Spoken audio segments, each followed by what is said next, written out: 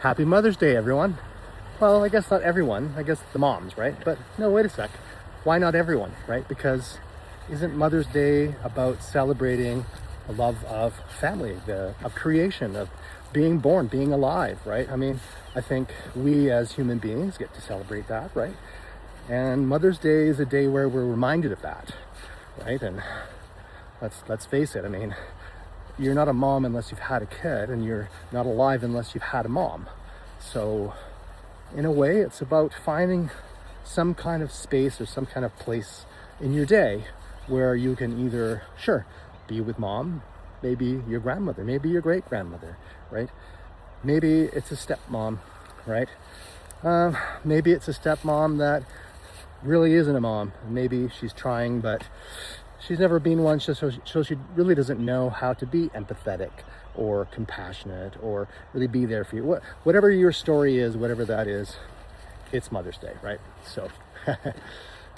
So my story, okay, my mom, she passed away when I was 21. Pretty young.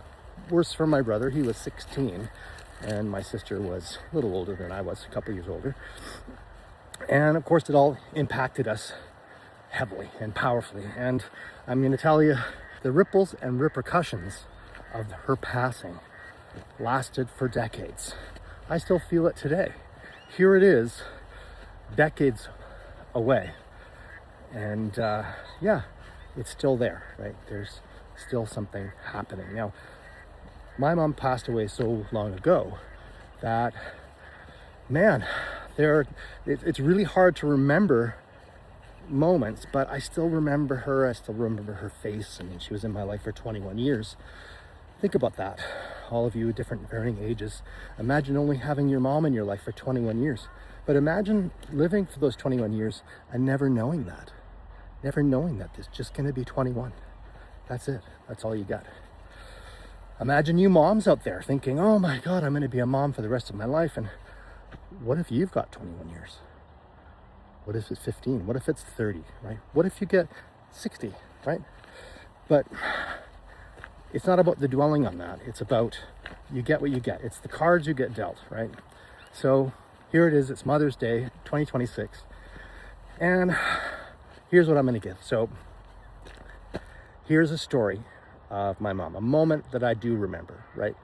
So I was in my bedroom, which is in the basement, and I must have been about, let's just say 16 to 18. So I'm in my room and I have a great stereo system, right? I've got the big speakers, the records, and all that kind of thing. Yes, it's back in the day when there were records that you put on a turntable and they turned. Sure, there was tape, but it was considered lower quality. So records were the thing. And I did do mixtapes, all that kind of thing. But anyway, so I'm listening to a record in my room, and it's Iron Maiden.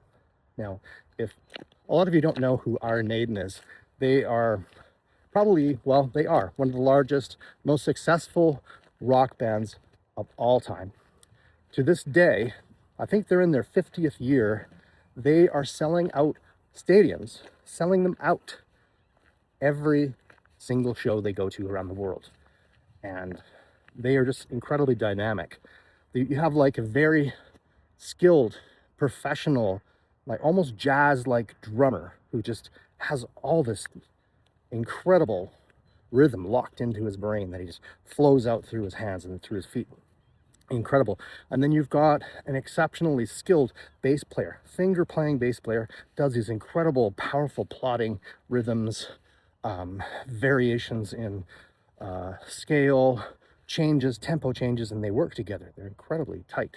And of course, he writes most of the songs as well, which is very interesting.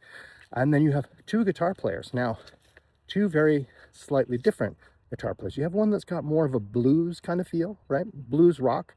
And then one that's got a classical feel, right? And they blend together.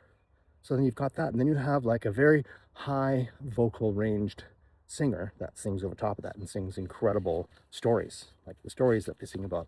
Very based in history and knowledge, and they have a story, right? They usually tell a very, very incredible story.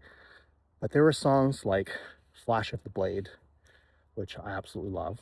And it's on one album called Power Slave, right? And there are a couple of sections and pieces in those songs that are classical, and they go into these beautiful dances. And there's this dance going on between two guitars, the drums, the bass, and these breaks, and these incredible classical influence breaks, just incredible. Now, I'm not sure if it was that moment that my mom walked into my room and the door was open. And here's the interesting thing about it. My mom never told me, turn that down. She never said to me, close your door, right? And I played my music at pretty good solid volume. And I like to believe that she actually enjoyed some of my music, right? Because she never told me to close the door. So anyway, so I'm in my room. My mom comes down the stairs, walks into my room like a phantom, walks through the door, right? Stops, goes, oh, that's Beethoven. And I look at her. She doesn't look at me, and then she turns around and walks out. That was it. That was the memory, right? So, and I've never forgotten that. One of my favorite bands of all time. And very often I'll listen to Maiden and I'll think of my mom. So that's an interesting little story, something that I hold dear. And she was empathetic to that. I mean, that was a real comment. She really heard Beethoven in Iron Maiden, which I'm not surprised. And I'm not fully versed on Beethoven, I must admit. But I really feel like I've gotten some incredible classical music education from metal music. It's in there. There's some exceptional metal music that's been made over the years. And well, there you go. There's the story of my mom. So here I am on a walk on Sunday. It's Mother's Day. And that's my Mother's Day story for you today. Happy Mother's Day.